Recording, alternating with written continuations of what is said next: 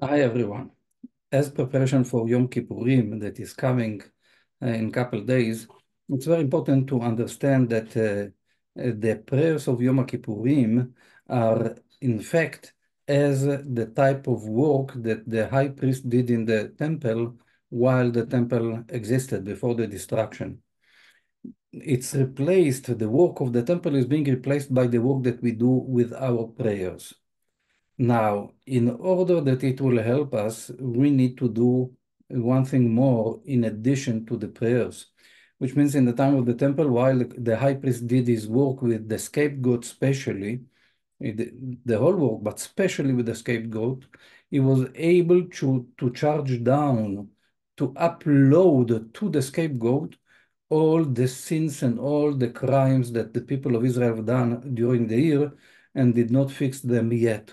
But in order to do so, each one of Israel needed to do his personal work in order to remove the negativity by regretting of doing bad, by admitting that I did a mistake or I did intentionally something bad, and by accepting not to do it again.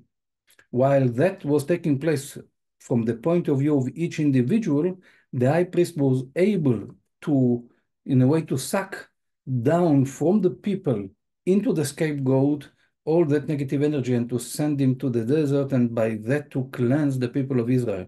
It cannot take place unless we regret our negative actions. It's not happening just by the prayers. It's not happening just by giving charity. The only thing that charity can do it's within the judgment, which means it's delaying the judgment. It's not totally replacing it in all cases. Sometimes yes, but not in all cases. We still need to do our inner work of regretting doing bad. Now, there is something very important that we learned lately from the Chafetz Chaim that wrote about the evil tongue. He was asking, the second temple was destroyed because of mainly hatred for no reason.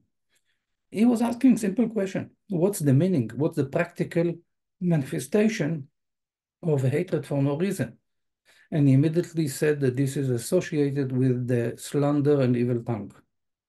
And he said that the punishment in a way, the consequence for the hatred for no reason in the time of the second temple was the destruction itself. And since then and on, the third temple is not being built because of slander and evil tongue. Which means if we want to correct something in order to pave the road to a world of harmony with no chaos, with no sickness, with no war, then it depends tremendously with the fact of removing from our life the aspect of slander and evil tongue. As Rabbi Nachman from Breslov said, we need to see the good in each person, and by that to increase and strengthen the good of the other person. Because when we focus on the negative side of the other person, we are strengthening the negative instead of the positive. This is a spiritual work that each one of us need to do, to look at the positive things that we have and to look at the positive things of the other person. And at the same time to regret what we've done wrong in order to clean it away from us. So there is a lot in the work of the prayers that are coming up in Yom Kippur, especially with the reading of the Torah that associated with the scapegoat and the prayer of Musaf that there is in Yom Kippurim, which is dealing with the scapegoat as well.